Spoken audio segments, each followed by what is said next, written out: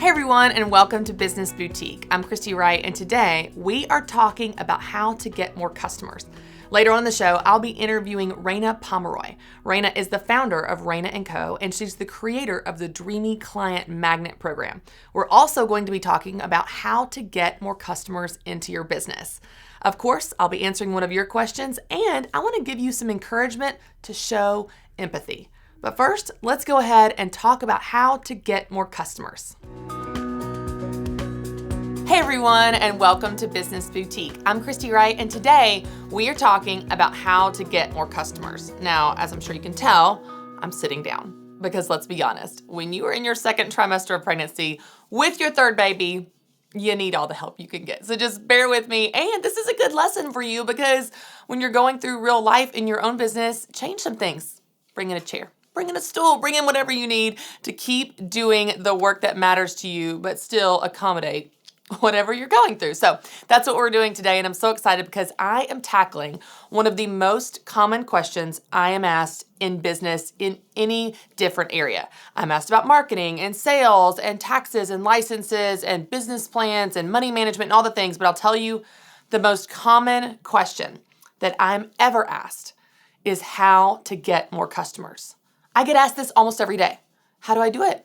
Where do I get customers? How do I get my first customer? How do I get more customers? Where do sales come from? Like, do customers just come from the business fairy? Do they just fall out of the sky? And so that's why I'm so excited because we are going to spend the entire show today talking about how to get more customers. Now, before we do, I want to go ahead and bust a myth that you might be believing. And this myth is prevalent. It's as old as I could remember, where people have a tendency to say this line: if you build it, they will come. Have you heard that? I know you have. It's so common. If you build it, they will come. If you build your website, they will visit it. If you build your store, they will come in. If you build your product, they will buy it. You know what? I hate to tell you this. It's just not true. If you build it, they will not come. They will not come. Do you want to know why they're not going to come? Let me tell you. I got a long list of reasons. Number 1, they're busy. Number 2, they're distracted. Number 3, they're tired. Number 4, they have 5,000 other media messages a day telling them to look here and buy this and do this. They have 1,000 things going on in their life, and that is why they're not coming.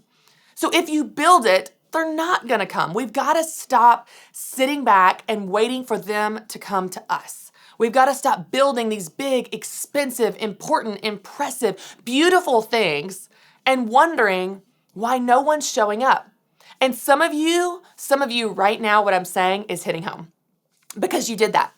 You built a really expensive website and it's beautiful. It has beautiful images. Your logo's beautiful. Your colors are beautiful. The functionality is beautiful. And no one's visiting it. Now, the good news is today I'm going to teach you how to get people to come to your website, to come into your store, to buy your products, to get more sales and get more customers. But first, we have to understand that just because you built a beautiful thing doesn't mean they're going to come. It doesn't mean they're going to come to you. Instead, we're going to do something different. Instead of working really hard to build this thing and then sitting back and just waiting for the phone to ring and the door to open, instead of doing that, we're going to go after them. We're going to go after customers where they are. Now, I've used this example before, but I want to remind you of this because this is a really great analogy for going after customers, and it actually relates to Young Life. Many of you might be familiar with Young Life, but I love Young Life. Young Life is a high school ministry for kids in high school and even some in middle school that aren't really in a church. So this is a ministry to go after kids, to love on them, to teach them about God. But the whole strategy behind Young Life is not come to us. We have a church, we have a club, we have an event, come to us. That's not the strategy. Instead, the entire strategy of Young Life is to go after kids where they are. Go where they are on their terms, in their turf, and earn the right to be heard. And so you know what you do as a Young Life leader? You show up at Sonic after school and you go to soccer practices and cheerleading practices and basketball games and football games, and you go where the kids are. When you go where the kids are, an amazing thing happens. You show up on their terms. You love them right where they are. You don't ask them to change or perform or do anything for you. You're just going to them and investing in them and loving on them, building trust with them, and earning the right to be heard. You say, hey, by the way, we've got a club if you want to come. Hey, by the way, we have an event if you want to come. We'd love to have you.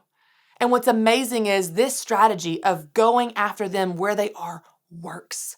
You're investing in them first. You're adding value to them first before you ask anything of them. Now, the reason I tell this story is because we want to do the same thing in business.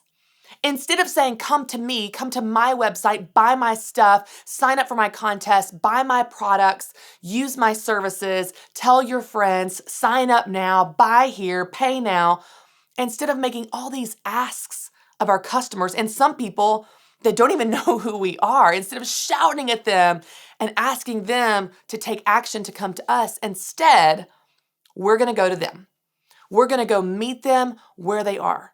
And we're going to do the exact same thing that Young Life leaders are doing all over the country that's very effective in the name of Jesus. We're going to do it for our business. You're going to go to where they are and earn the right to be heard.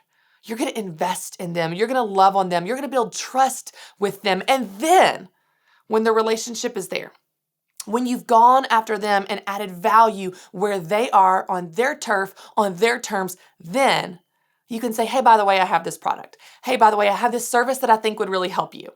So first, before we even dive into the different ways that you're going to go after customers, I just want to let you know that you have to. If you build it, they will not come. They are busy and tired and stressed and distracted. Instead, I want you to build it and then go after them. Now let's talk about how to do that. All right, so I'm going to give you 4 different ways that you can try to get more customers, and you can try one of these or a combination of these. The first one is really simple, and you've heard me say this before, but this really applies to getting more customers. I want you to get scrappy. Now here's the thing. Some of you are sitting around waiting for this sophisticated formula, this perfect plan of A plus B equals C. If I do this, it's definitely 100% of the time going to equal more customers. Business doesn't work like that. Business is an art and a science. We are all figuring this out as we go. Now, certainly there are best practices, and that's why I'm here to help you try some new things, learn the rules, learn some things that are going to likely work for you. But there's no perfect path to success. Most business owners are successful not because they're sophisticated, but because they are really stinking scrappy. They're willing to get in the trenches, get their hands dirty, and try a bunch of stuff. So, if you want more customers, what does that look like to get scrappy? I don't know, make a list of potential clients. What would be just a list of your dream clients? What would be the different places that your dream clients might hang out? Maybe if you work with moms in your business, maybe there's a local MOPS group, Moms of Preschoolers group that you could attend and host a breakfast or do kind of a lunch and learn with them. Maybe it's something if you're a business to business type of business where you want to go to all the local businesses in your downtown area and walk in the door and bring them all coffee and a business card and just show up with cookies. If you've got some type of product that you want to sample, like cookies or flowers or something else, show up in the businesses in your area with this sample floral arrangement. Say, hey, I just wanted to give this to you guys to decorate your reception area. Here's a business card if I can ever serve you in the future. You just get scrappy. You cold call, you show up, you try some things, you bring cookies and coffee and samples, and you just show up and do the hard work to build relationships, to get your foot in the door, to earn the trust, to show up where they are, like we said, and just get scrappy. So the first way to get more customers is stop trying to be sophisticated and just get scrappy. All right, the second way to get more customers are to get referrals. Now, let's talk about this. I've talked about this before, but this is really important in your business. It's especially important in service-based businesses. Think of you. Think of your own life as a consumer. Who do you want to hire to provide services in your life? To color your hair, to clean your house, walk your dog, do your landscaping, watch your kids, teach your kids piano. Who do you want to do that? You want someone that you trust. Well, where do you find people that you trust? If you don't know of hairdressers or landscapers or piano teachers, where do you find those people? You ask your friends. You ask your friends, hey, do you have a hairdresser that you love? Your highlights look great. Do you have a landscaper that you love? Do you have a babysitter that you love? Man, women love to talk. We love to share referrals. Referrals are simply called word of mouth marketing. And you know what's so great about referrals and word of mouth marketing as a business owner? It's free. Y'all, this is the most effective form of marketing and it's free marketing. So if you're not actively incentivizing your current customers, your current client base to refer for you, to talk about your business for you, to give testimonials, to refer a friend, you're missing out on an amazing opportunity to get more customers because all of your customers have friends and those friends might be potential customers for you. Now, I want to give you two examples. One really recently that I have experienced as a consumer that received a referral, and another example where as the business leader, we incentivize referrals for Business Boutique. So I'm laying in bed and I'm scrolling through my Instagram messages, so my direct messages through Insta Story, and I had been talking about going for a run that day. So a couple days ago, I went for a run, just feeling what it felt like to try to run pregnant, even though I'd had some back pain and some pelvis pain. I was just trying to see what can I do that is not going to hurt myself, but also still feels good to move my body and feel healthy and that type of thing. Well, I got a message on Insta Story and it says, you've got to check out this maternity fitness company. She makes awesome support wear for moms that are active, for pregnant women that are active. And I was like, that sounds interesting. I went to the link that she sent me in the message and I immediately was amazed because this company created products that had been exactly what I had been dreaming of. Now, I know that sounds crazy, but if you are a pregnant mom or you've been a pregnant mom, one of the things we struggle with is support in the mid area, especially as you have more babies. And when you go run or do yoga, it just feels like you don't have any support. It feels like everything's kind of hanging out. Well, I'll be honest. I just been wearing Spanx just for support. I was hot as can be, but I was like, I've got to have something to just feel like I'm holding everything together. And they create these bands, these support bands, specifically for pregnant moms that want to work out. Y'all, I put one in my cart and purchased it right then. Had never heard of that company, but I bought from them. I bought a $65 product because someone told me how great it was. I saw how it met a need that I have. It solved a problem that I have, and I bought one. And I'd never heard of that company in my life. But now I'm telling you about it because I'm so excited about this new product. That is an example of a very successful referral. You refer a friend, you tell your clients to refer a friend, and you're going to get more customers and sales because they are referring for you. Now, there's an example on the consumer side where I've experienced that as a consumer. Let me tell you about the business side. So recently, we opened our Business Boutique Academy a few months ago for a week to allow new members to come in. And I knew that the most successful marketing is going to be word of mouth marketing. So I thought, more than anything I can say, I want my Academy members talking about the Academy. I want my existing members telling their friends how it's changed their life, helped their business, helped them make more money, and grow them to reach their goals. So I gave them an incentive. I said, if you refer a friend that joins the Academy, you will be a part of a small group coaching session with me. This is very intimate, small group. I'm going to deep dive into your business even more than we do in the Academy on a regular basis through our monthly check-ins and Q&A sessions. So they were incentivized to get very direct attention, very personal attention and coaching from me. And you know what? 8 people did that. 8 people referred a friend, which equaled about $2,000 into our business because they referred someone that joined the Academy. And that's just what we can track. That doesn't even count all of the people that joined because they heard of the amazing testimonials of other people along the way.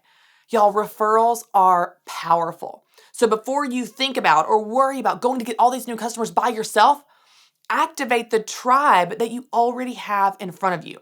Use your current customer base, your current client base to activate them, incentivize them, encourage them, or maybe just ask them to refer a friend for you. You will be amazed at how that can have a compounding effect and grow your business to get more customers. All right, number 3. The third way to get more customers is simply to improve your marketing. So I want you to take a look at your marketing as a whole. And then I want you to look at the different ways that you're marketing your business. Look at your website. Look at your social media. Look at your email campaign if you're capturing emails and using emails as a form of marketing. Now let's just talk about what we're looking for. On your website, for example, is the design of your website clean? Is it beautiful? Is the copy clear? Is your call to action direct and obvious? And if you need a resource to help you with this, I actually have 2 previous podcasts that you can go back and listen to.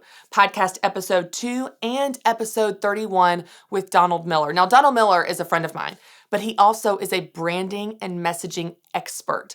And we dive into what you need to do to make sure that your website and your marketing is clear. Because if it's not clear, your customers will not buy from you. So just take a look at your marketing as a whole. What's working and what's not? For example, if you are not getting any sales from your online store, you need to know why. Is it that no one's coming to the store, or they're coming to the store and not buying? As you begin to dig into the layers of your marketing, you'll have a better picture of what's working and what's not. And that'll help you know, as the business leader and lead marketer, what you need to change and improve. And by the way, as a part of your overall marketing picture, if you're not using email marketing, y'all, you are missing out. You may feel like, oh, email marketing is just for online businesses or just for influencers or just for certain types of businesses. Let me tell you, if you are online, you need to be capturing emails. Email marketing is the most effective form of online marketing there is. It has a 33% success rate, much higher than banners or ads or social media, Facebook posts. It is the most effective form of marketing. And here's why. Because anyone that's on your email list has trusted you with their email address. And if they've trusted you with their email address, they are further down your sales funnel. They know you, they like you, they trust you, they've raised their hand and said they want to hear from you. And so they are much more likely to buy from you than a complete stranger online that's seeing one of your ads. So the third way that you can get more customers is just to take a look at your marketing.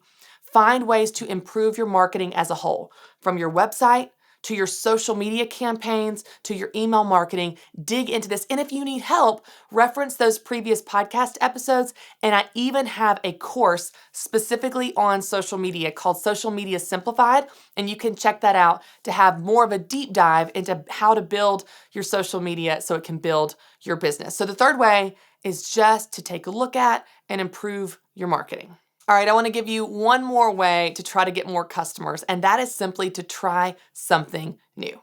You can try something new on social media. Certainly all of the functionalities there are always changing. You could try something new online, on your website, on your Etsy store. You could try something new even in person with someone. Try a different pitch, try a different approach, try a different angle, a different contest, a different promotion. Show up at a different place. When you try something new, you are much more likely to find new things that work and new customers that you didn't have before. If you keep doing what you've been doing, you'll keep getting what you've been getting. So that's why we want to change it up. Try something new. In fact, I just talked about this 2 episodes ago in the Business Boutique podcast, episode 75, where we spent the whole episode talking about trying new things. We interviewed Kelsey Humphreys, who is the queen of trying new things. But y'all, this can really help you get new customers. Because if you want new customers, you probably need to try new things to get them. All right, so let's do a quick recap on 4 ways that you can get new customers. Number 1, get scrappy. Don't worry about a sophisticated formula. Instead, get in there and just try some things, from cold calling to showing up in people's businesses. The second way are to get referrals. Activate your current tribe to market for you. Word of mouth marketing is very powerful and it's free. Number 3, take a look at your marketing. Try to improve and overhaul your marketing overall, whether it's your website, your social media, your email marketing. See where you can make tweaks and adjustments to improve your marketing efforts to have better results. And then number 4, try something new. If you want new customers, you need to try something new to get those new customers. If you do those things, I promise you, you will see new customers. And then it's the fun part. You just keep doing more of what works. All right, we have got a call from Erika in LA. Hey, Erika, how's it going? It's going well. Thank you so much for taking my call. Absolutely. How can I help? I've been looking at the financial coach master training because starting the baby steps has been such a lifesaver for me, and I really want to share that feeling of relief with other people. So I've been looking at becoming a financial coach, and I'm just wondering how I can justify the expense for that training and if I should take the leap into doing that. Yeah, that's a great question. Well, I'll tell you, what you're asking is really a part value decision, but also a financial decision. So, of course, here at the office, we never want anyone to take out debt. So it would be a matter of if you have the savings or can save up in order to take the class to get the training that you need. Here's one of the things I would encourage you, though. And I'm a big proponent of financial coach master training. I'm a big proponent of getting the education you need to do what you want to do. But I would encourage you, before you take that leap, just get a little bit of experience. See if there's a financial coach in your area. Connect with the financial coach from a previous training and say, hey, can I shadow you? Or can I learn from you? Can I intern? Can I help? Because what's amazing is sometimes we have an idea about something and it doesn't really match reality. Let me give you an example, Erika. When I graduated college, I was convinced that I wanted to be a wedding planner. I was like, I love hospitalities. I love parties. I love celebrating. I love hosting. This is just the perfect job for me. And I talked to my mom about it and she said, yeah, that sounds really nice. However, do you know when wedding planners work? And I was like, well, I didn't really think about that. She's like, well, they work nights and weekends and holidays. Do you want to work nights, weekends, and holidays? I was like, I don't think I do.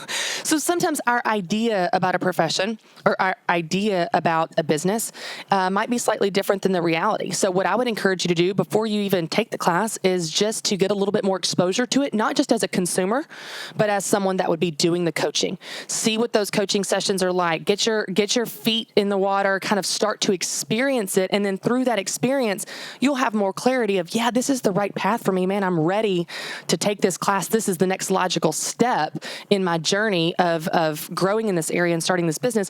It won't feel so much like a leap, because I'll tell you, in anything, when it comes to money or business or classes, I don't like leaps, y'all. When you take a leap, you fall harder, you fall faster, and it hurts more. And so instead, let's take steps. Let's take baby steps, just like in finance, like we have teaching, Total Money Makeover and Financial Peace University. Let's take baby steps. So baby step your way in to get a little bit more exposure, maybe before you sign up for the class. And when you're ready and you're like, yeah, this is what I want to do, then you're ready to take the next logical step, which is a step, not a leap, in pursuing that education to be able to start your business. Another thing you can do is just start asking friends and family now. Start asking around. Hey, would you need help in this area? What are some pain points you have? Do a little research. I'll tell you guys, we started the Business Boutique when I was in a season. This was before we had even started anything with Business Boutique. When I was in a season of just, it was slow. And so I did a ton of research. I got on the phone. I talked to women at all stages of business. What are your pain points? What do you struggle with? What do you need help with? What lights you up? What do you get excited about? And through those responses, I saw patterns and themes. I learned a lot. And then I created what then became the Business Boutique curriculum for the next Business Boutique conference. So you can use this season of learning. It's not wasted. It's not in vain. You're going to do a little bit of research, get a little bit more exposure. And once you're certain, you're ready to take the next logical step. Raina, thank you so much for being here. Thank you so much for having me. I'm so excited about this because I'm a fan of yours, and I know we are kindred spirits in this space of helping entrepreneurs and creatives, and especially women, step into their gifts and make money doing what they love. And you do this all day, every day. So let's just start by telling our listeners and our viewers a little bit about who you are and what your business is. Yeah, so I'm the Focus Coach, and I work with creative entrepreneurs at Raina & Co. And I'm a certified coach. I work as an entrepreneur, obviously, but I am also a facilitator of programs over at Stanford's Graduate School of Business. And within my business, I am the founder of the Dreamy Client Magnet Business Accelerator Program, where we help people make more money doing what they love, working with more of their dreamy clients, and ultimately having that freedom and flexibility that they are craving when they start their businesses. That's something that they're not necessarily getting getting when they come to me, and I get really fired up getting to work with them. So my clients are makers, they're photographers, they're graphic designers. They're the kind of person who has all of the tabs open in their brains, and they start projects, but they don't necessarily finish projects, and they feel like they need the focus, and they really struggle to get those things done so that they can be more profitable and feel more intentional in their lives. So that's what we help them do. I love it. And I love how you even describe them, because I'm one of them. I'm like, yes, like creative, all the ideas. I'm so good at the new and not so great at the follow through. And so people like me need people like you to help us focus and stay on track. So I love that so much. And it's just amazing to see the correlation between what you're doing through your business and what we're doing through Business Boutique. And I think there's just such a synergy there. And one of the things that I love that you talk about is this idea of being heart-centered, being a heart-centered service entrepreneur. And so many of the women that I work with, they start these businesses from their heart. It's because they have a heart to help people. They want to make a difference. They want to make an impact. And that's really, really important to them. And so as we tap into that, I love hearing their stories. And I know that that's what you do as well. So talk a little bit about what that means to you when it comes to being heart-centered. Yeah, so to me, being heart-centered is about like really focusing on the people that we're serving and doing the best that we can. And, ultimately being self-reflective. So something that I see often is that we're looking at everyone else. We're comparing ourselves to everyone else, and we get reactive. We also want people to work with others and collaborate and make an impact that way, as well as if they can, to be able to give back and baking that into their businesses. And then finally, really just empowering people to work with others and to bridge gaps and to be the gatekeepers and opening doors for other people to succeed. I love it. And it's so in line with what I hear from the women that I work with every day. They're like, I want to serve my clients. I want to take care of them. Now let's talk about a problem that creates, because they want to take care of them so much. They don't want to take their money. They don't want to sell. They don't want to be pushy. They feel like, I don't want to get on their nerves. I don't want to be, salesy, and I just feel bad charging, and I feel bad pricing, and I feel like I'm taking advantage of people. And so let's talk about kind of this paradox between serving your customers and also selling, because I think that many of the women that I work with, especially those that don't have a background in business, they think of those as mutually exclusive. Either you're going to sell and be pushy and make money and be profitable and be successful, or you're going to serve your clients and be broke forever. So let's just talk about debunking that myth and how you can be incredibly successful without being salesy. Yeah, so I totally get that mentality because I've been there. But at the end of the day, what we want is this transaction that happens, right? You give them something of value, you get something in return, payment, and it feels really, really good. But the story that I started with, I was a social worker, and in order to help people, to serve people, you kind of had to be poor, basically not be paid, and to be able to, I actually had this t-shirt in grad school that said, "Will work for change," and had pennies on it. And if that isn't a mindset shift that I needed, I don't know what is. Really, truly, to be able to make that impact, you have to be able to ask for what you need, because that's what business is all about. You're not running a hobby. And so I really want to encourage people to get into this space of working on their money mindset. So we have so many money models, right? So we have personal stories, experiences, media messages. We get these messages from all over that tell us that if we make money, we're greedy. If we make money, we aren't, serving, and that doesn't feel good to us. And, the thing that really shifted my mindset around this was this this term, I guess it's a mantra, of money amplifies what already is. Meaning that if you already are a kind-hearted, generous, giving person, money will just make more of that happen because you'll have more to go around. Whereas, the typical thing that I used to think was if I had more money, then I would be greedy and I would be depriving somebody else of money. And that's very much a scarcity mindset. So I really encourage all of us to work ourselves out of that mindset shift. The other thing that I think is really important here is that you're doing people, your potential clients, a disservice by not putting your talents out there, your skills out there, your products out there. And it's such a bummer because you guys are so talented. You know, my clients come to me and they're like, I think I could be really good at this. And they totally are. They're so incredibly talented. And when they just believe in themselves and the capacity that, you know, they have value to offer the world, they really are able to shape it, and they're really, really able to add value to other people. So that's something that I think that we need to rethink through. Like, what is the value that I'm adding to other people, whether it's a company or a person? And, you know, that's like a big shift in the mindset that we can make. I love that. I love that perspective when we're talking about selling is serving and business is serving the marketplace. And when you serve the marketplace well, they aren't just willing to pay you, they want to pay you. You know, and I love even the idea of how you talked about this, Raina, because I say this all the time. Like, there are people that need what you have to offer today.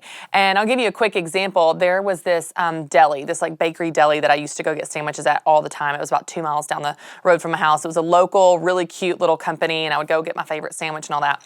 Well, they went out of business, and I'm so bummed because I want to go get my sandwiches, right? Like, I want them to be profitable, to stay in business so I can go buy my favorite sandwich, so I can give them my money because I want to give them my money to get the sandwich that I love. And if you think of it like that in your business, like, your customers need and want what you have to offer, so please be smart, be profitable, pay yourself, price well to stay in business because they need you. We need you. And when you think of it that way, then you see it as more of a responsibility to be a good steward of what you've been given. So I love that. I love that example. And, you know, one of the things, Raina, that I think you're really great at and that I think is a major pain point for a lot of the people that I work with is just simply how to get more customers. Let's just bypass sales altogether. We're just talking about how to get fans, followers, get people in the funnel, get people on your following on social media. Obviously, you want to move them down the funnel and get them buying from you. But I will tell you, Raina, the number one question that I'm asked from people is just, how do I get more customers? Like, what is the magic formula? What is the, you know, steps I need to follow to get more customers in the door? And I think that people think of it as this super sophisticated process that's a guarantee and like, it's usually kind of scrappy and bootstrapping, sister. Like, it's kind of just trying some stuff to see what works. So teach us about this idea of growing your platform. How do you get more customers? Yeah, so I think that we have this notion that if you don't have a ton of followers, if you don't have a huge audience, that you're not going to be able to make this happen.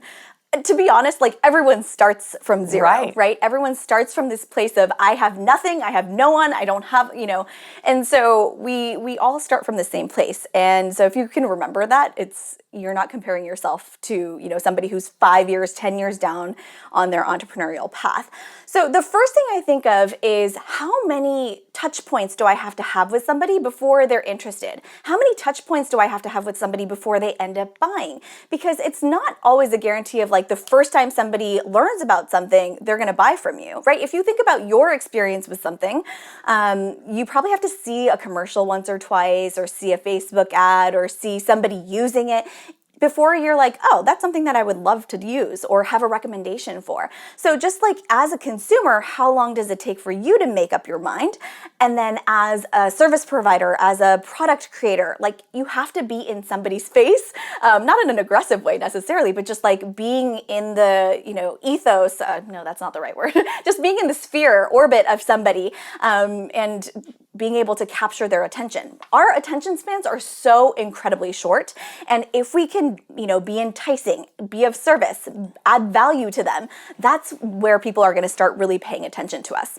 I love it. And I think people do have this idea that if they don't buy from me the first time, they won't buy from me at all. And it's amazing because research shows that 60% of sales occur after the fourth interaction.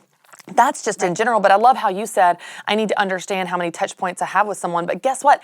It's not the first one. It's going to be a lot of those touch points. And so it's our job as a business owner to continually bring people into our world, into the platform, to add value and that kind of thing. Now, you said something a second ago that I want to circle back to, because I know people are thinking, how? You said you don't have to have a huge platform to make a difference and to make this thing work. So you can start where you are and use what you have.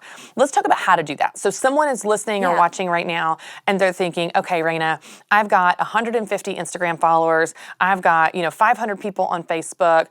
Not only how do I grow it, but how do I leverage what I have right now today? Yeah, I mean, you said it. You kind of got to be scrappy, right? You have to bootstrap it and find those people who are going to be your first customers, whether that's your church friends or your local friends or people who you might have been connected to at some point on LinkedIn. Whatever it is, finding those first customers are going to be the biggest proponents of whatever it is that you've got going on. I remember the first client that I had is definitely not my ideal client, but she was my first paying person and she was the first person to give me a testimonial. And she also referred me to people after we were done working together. And so it's just like you have to, be willing to take those first scary steps in getting that business. And I think too, with business owners, we forget that we have to talk about it all the time. People don't remember it just because we talked about something once on an Instagram post or once on a Facebook post. We have to kind of constantly be in people's faces for them to remember us. I love this book by Jonah Berger. He's a professor over at the UPenn's Wharton School of Business, and he wrote this book called Contagious, and he talks about this principle of social currency where we love to share things. As humans, we just love to share and refer and give recommendations for. So think about all the things that you've referred in the recent 2 weeks maybe. It could be a new recipe or a new app that you're loving or a show that you're watching on TV. And, all of those things are things that people recommend. And so use that to your advantage. You can have people recommend your thing, or you can also just be talking about your thing as well. So that's something that I feel like we often forget. Just because we posted it once doesn't mean that everyone that you wanted to, have see it, saw it. Yeah, that's a really good point, because I think it goes back to what we were talking about with sales, where it's like, oh, I don't want to get on people's nerves. But, I think it was John Maxwell maybe that said, you have to say something 21 times before someone even hears it. And then if you think of the algorithms of social media, you put something on Instagram, maybe 5% of your followers even saw it, and maybe a less percent even paid attention or stopped their thumb scrolling. So just really understanding how little people are seeing of what you're putting out, it makes you not feel as bad about putting stuff out all the time, because they're probably only going to see it one time or, maybe 2 times in that reinforcement. So it really is such an important principle. Now, you talk about something called social glue. Let's talk about that. What does that mean?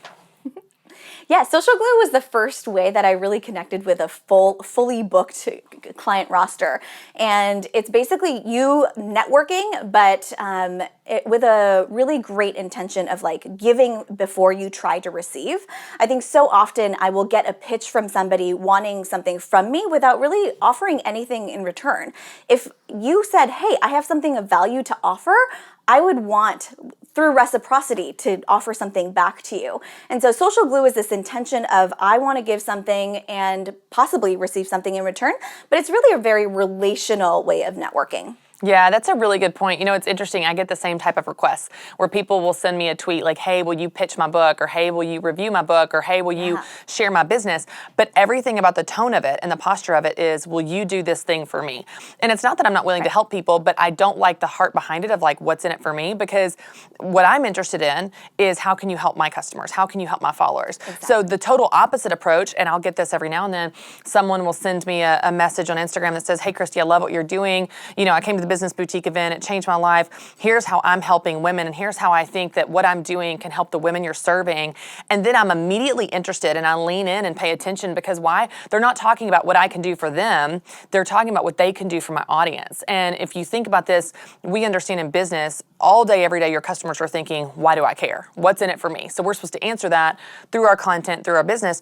But if you're pitching to a business, if you're pitching to an influencer, if you're pitching to someone to network with or have a connection with, they're thinking the same thing. What's in it for me? And so when you can answer that of what can I give first? How can I give value to your tribe, to your platform, to your audience, and find the intersection of our interests, not just, hey, can you give me a boost here? It's a totally different posture, and it's more well received because it shows that you have a servant's heart and you're interested in something that's mutually beneficial. So I love that it is. And that's a good tip too for just people that are trying to make those pitches. Yeah, and I think too, you have to have done the research, right? You have to know kind of what the gap is and how you can really help. And if you haven't done that and it feels like a blanket sort of copy and paste sort of pitch, it's not going to go over as well. Oh, totally. I've had people reach out to me and be like, hey, Christy, I love what you're doing. I'm a huge fan. Can you help me do this? And they spell my name completely wrong. I'm like, you literally can see the handle. It is not IE. It's CHRSTY. You could have typed it right. It's like, did you pay attention?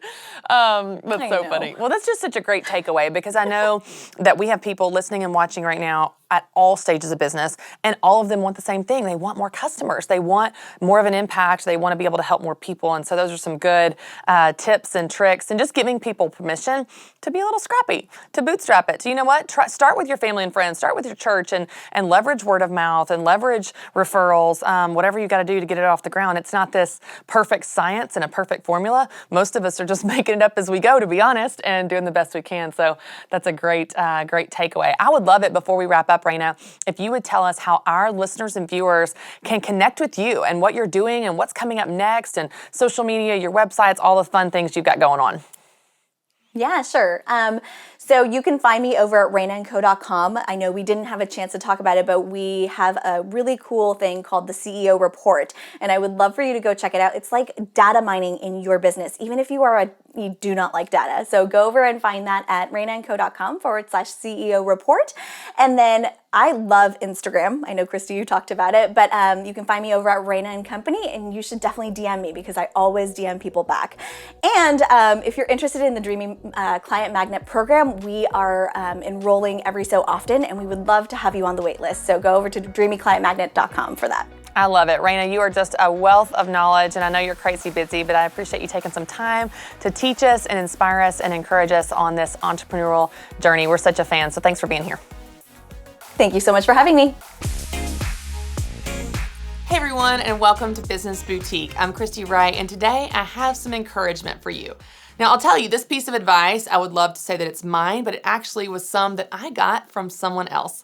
I was at a SMART conference a couple years ago, and I was sitting on a panel with all of the different speakers, and one of the speakers there was Les Parrott. And Les is brilliant at marriage and relationships.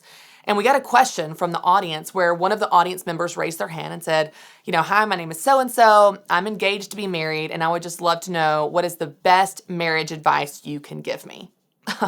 No small question, right? That's a massive question. How do you make your marriage work? We could stay here for a while talking about that, right? Well, he had a brilliant answer. He said, if I could give you one thing, if I could ask you to do one thing, if I could challenge you to do one thing, it would be to have empathy. Empathy. Put yourself in your spouse's shoes as often as possible and have your spouse, if he's here, to put himself in your shoes as often as possible. This was transformative for me.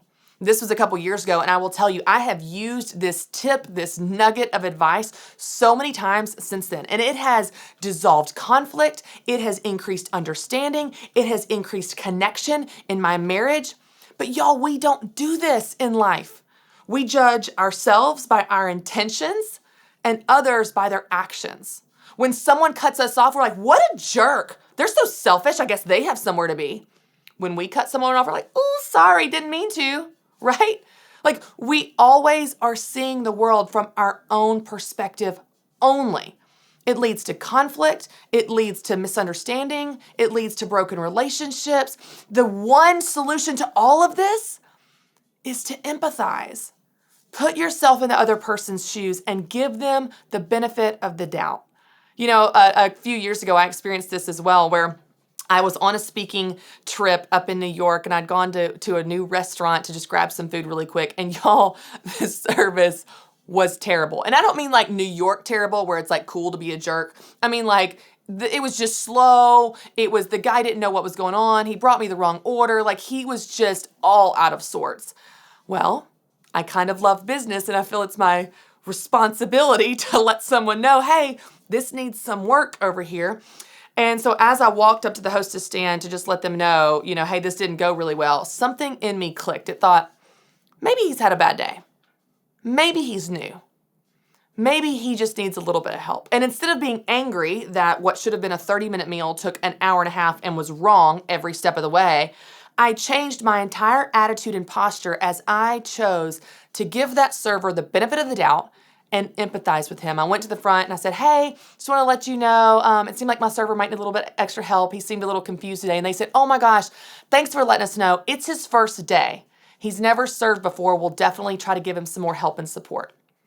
You know why I handled that way versus, can you believe this took so long and derailed my whole day? Empathy. Just choosing to put yourself in someone else's shoes, whether it's your spouse or your best friend, whether it's a customer or a coworker. It doesn't matter who it is. If I could give you one piece of encouragement that has been a game changer for me in every relationship that I have, it is simply what Les Parrott said on that day at the SMART conference a couple years ago. Empathy. Put yourself in someone else's shoes. Choose to give them the benefit of the doubt and watch how it transforms every relationship and every interaction that you have. All right, we've got a call coming in from Alex in Dallas, Texas. Hey, Alex, how's it going? Hey, Christy, how are you? Good. What's going on? How can I help? Hi. So I recently had a calling on my heart to start a business, and we are still currently in baby step 2. We've thrown basically everything that we can at debt, but it's still really just kind of sitting on my heart really heavily that we are throwing money at this business to the extent that we are, and we're still in debt. I feel like maybe this isn't something I should be doing right now with the debt being the way that it is. So I'm kind of just struggling with that, and I was wondering if you had any advice. Yeah, so tell me a little bit about the business. What is the business, and why are you personally funding it right now? So it's a home bakery business. The funding that I'm doing is just, gathering supplies, getting, marketing material, things to set up at like fairs and things like that. So it's just the initial getting started phases, but it's still kind of expensive right now. Yeah, so here's what I would encourage you to do. The tension you're feeling is not just financial, it's also a value decision because you feel like our values are to pay off this debt, but instead we're putting money into this business and it feels perpendicular to your values. And that's where you're feeling that tension. And I hear that. The great thing is you can fix that pretty easily. What you're going to do is you're going to take the money that you are putting in the business and just take that off the table as an option. If you get scrappy and resourceful and smart, you will find a way to still build this business if you want to, without putting all these funds into it. I'll give you an example. One of my good friends, her name is Mignon Francois, very fancy name. I feel very official just saying it out loud. She's going to be a speaker at our Business Boutique Conference this fall, and she has this amazing story of building a cupcake business, by the way, Alex, from her home. And she started, I kid you not, with like less than $10. She took that $10 to the store, bought one box of cake mix and one mixing spoon, and turned that into a cake that then turned into a profit that then bought her next mixing spoon and a case of eggs. So you only are putting the money into this business because you can. And if you take that off the table and say, that's not an option anymore, we're going to have to make this business stand on its own 2 feet, and we're going to have to use what we have, turn a profit, let the profit then go back into the business to build it, then I don't think you'll feel such angst in your spirit about putting money you want to put at your personal debt into your business. You just have to get scrappy and resourceful to do it. And I will tell you that Mignon's a great example of that. You can follow her on social media. Her business is now a multi-million-dollar business with a location in Nashville and New Orleans. And she started, Alex, I kid you not, with less than like $10. But Alex, I would love for you to come to our Business Boutique event. I don't know if you're able to make it, but if you will stay on the line, Kelly will get you tickets. You can come, you can hear from Mignon in person, hear from me, and give you that extra push that you need. You know, this is very similar to student loans. If you were to ask a college student, an 18-year-old, well, which would you rather do? Would you rather spend 20 hours a week looking for scholarships, or would you like to sign your name to a piece of paper? They're probably going to sign their name to a piece of paper, which is a student loan they'll have to pay off for the next few decades of their life. Of course, it's easier to sign your name to a loan, but if you take that off the table, if you say loans are not an option, if you take, the money you're putting into your business off the table, well, then you have other options. You're not painted in a corner. You have other ways to get resourceful. Sometimes we just do the easier option. Well, it's easier just to take some money out of our personal bank account to let the business get a little bit of lift. Just take it off the table. give yourself the self-discipline to say, we're not going to do this. We're not going to put any money into it. I just used the example of Melissa Hennett from Grace and Lace. She even had the money. She had some savings.